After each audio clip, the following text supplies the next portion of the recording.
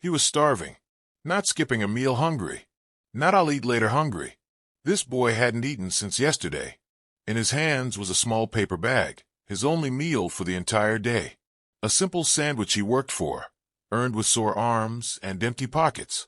Just as he was about to take his first bite, he noticed something across the street. An elderly couple sat on a bench, sharing a single bottle of water. No food, no money, no strength left. The woman searched her purse and found nothing. This boy had a choice: eat the only food he had, or give it away and go to bed hungry.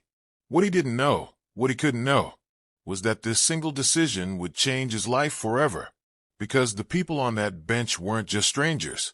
And the next morning, a millionaire would knock on his door. He hadn't eaten since yesterday. Not a real meal. Not something warm. Just a few sips of water and the hope that tomorrow would be better. His stomach twisted in sharp waves as he clutched the small paper bag in his hands, the only meal he would have all day. Inside was a simple sandwich, 2 slices of bread, a thin layer of filling. Nothing special to most people, but to him it felt priceless. 12-year-old Eli Johnson stood outside a small grocery store at the corner of a quiet neighborhood street. Cars passed by slowly. People came and went without noticing him. His clothes were faded from too many washes, his jacket slightly torn at the sleeve. His shoes were too big, worn down at the soles, hand-me-downs from someone who had outgrown them long ago. Life hadn't been gentle with Eli. His father had left years ago. His mother worked 2 exhausting jobs, cleaning offices at night and serving food during the day, yet still struggled to keep the lights on. Some weeks, the fridge held more hope than food. Some nights, they went to bed early just to forget the hunger. That sandwich wasn't a gift. Eli had earned it. Earlier that afternoon, he had helped the grocery store owner unload heavy boxes from a delivery truck. His arms ached.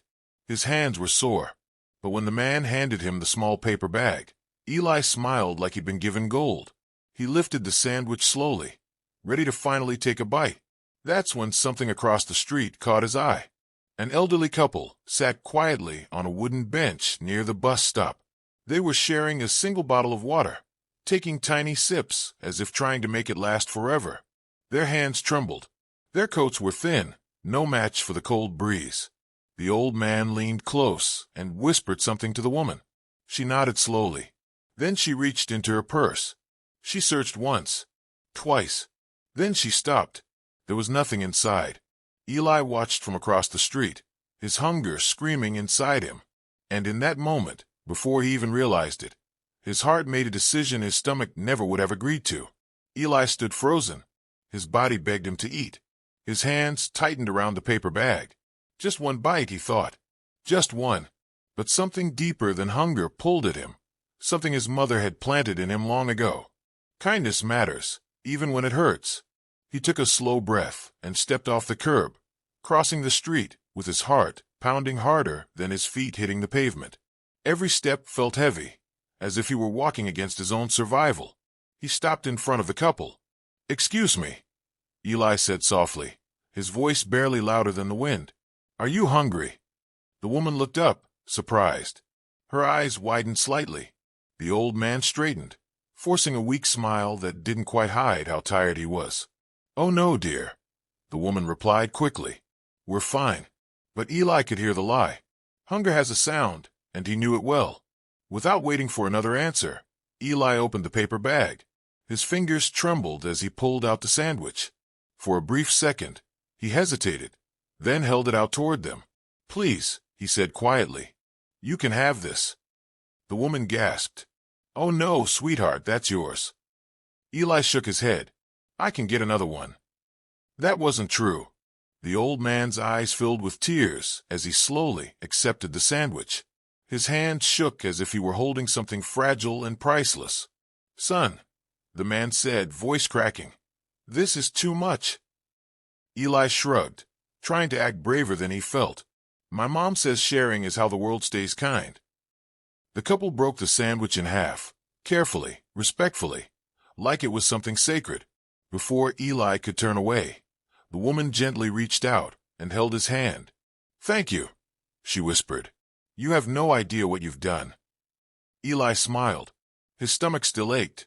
His body was still hungry. But as he walked home that evening, there was a strange warmth in his chest, a feeling stronger than food. He didn't notice the car parked across the street. He didn't see the eyes watching him closely. That night, Eli went to bed without dinner. He lay under a thin blanket, staring at the ceiling, listening to his stomach growl in the darkness. Still, he smiled to himself. Somewhere out there, two people weren't as hungry as they had been before.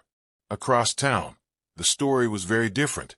The elderly couple climbed into a warm, luxury car parked just around the corner. The driver closed the door quietly, and the engine hummed to life. The old man removed his coat, suddenly looking far less fragile than before. "Did you see his face?" he asked softly. The woman nodded, her eyes still shining. He didn't even hesitate. That boy gave away the only meal he had. The man leaned back in his seat, silent for a moment. His name was Harold Whitmore, a self-made millionaire, a man who owned companies, buildings, and businesses worth more money than Eli could imagine. But decades earlier, Harold had been something else entirely. A poor, hungry child who once slept in his car and begged for spare change. He had never forgotten that hunger. That morning, Harold had suggested something unusual to his wife. "Let's see," he had said, "if kindness still exists when people have nothing left to give." They hadn't expected much, but Eli had answered that question without saying a word. Harold clenched his jaw, emotion rising in his chest. People like that don't come around often. The woman placed her hand over his. "We can't walk away from this." Harold nodded slowly. "No. Tomorrow we find him." And with that, the plan was set in motion. The next morning, Eli sat at the small kitchen table, swinging his legs beneath the chair. His mother moved around the kitchen, getting ready for work, trying to hide her worry behind a tired smile. "You eat at school today," she said softly. Eli nodded, even though he wasn't sure. Then, knock, knock, knock. They both froze. Eli opened the door slowly. Standing there was the same elderly couple from the day before, but this time they stood tall, clean, calm, and behind them stood a man in a sharp, expensive suit. "Good morning," the man said kindly. "Are you Eli Johnson?" Eli nodded, confused. "You gave my wife and me your meal yesterday," the man continued. "Can you tell me why?" Eli shrugged, unsure what the right answer was. "They needed it more than me." Harold's eyes filled with tears. "I built my entire life on one belief," he said. "That character matters more than money. Yesterday, you proved that belief true." He handed Eli's mother an envelope. She opened it and gasped. Inside was a check large enough to erase years of fear. Rent paid, food secured, bills covered. But Harold wasn't finished. "I'm setting up a scholarship in Eli's name," he said, "and I want to help your family. Not just today, but for the future." Eli's mother collapsed into tears. Eli stood still, stunned, realizing how one small moment had changed everything. News of Eli's kindness spread, but Harold made sure the boy understood the truth. "This isn't a reward," he told him gently. "It's a responsibility." Eli took those words seriously. With food on the table and support behind him, Eli focused on school. He worked hard, remembering what hunger felt like. Years later, he used his education not to chase riches, but to give back. He started a community food program, making sure no child ever had to give away their last meal again. When people asked him what changed his life, Eli always answered the same way. "I didn't know a millionaire was watching. I just knew someone was hungry." And that's the lesson. You never know who's watching. You never know how far kindness can travel. And sometimes the smallest sacrifice opens the biggest door. One small act, one impossible choice, one moment of kindness that changed everything. He didn't give his food because someone was watching. He gave it because someone was hungry. And that's the lesson. Kindness doesn't wait for rewards. It creates them. If this story touched your heart, hit the like button. It helps stories like this reach more people. Subscribe to the channel for more powerful stories that remind us what truly matters. And remember, the smallest sacrifice can open the biggest door. Blue Heart.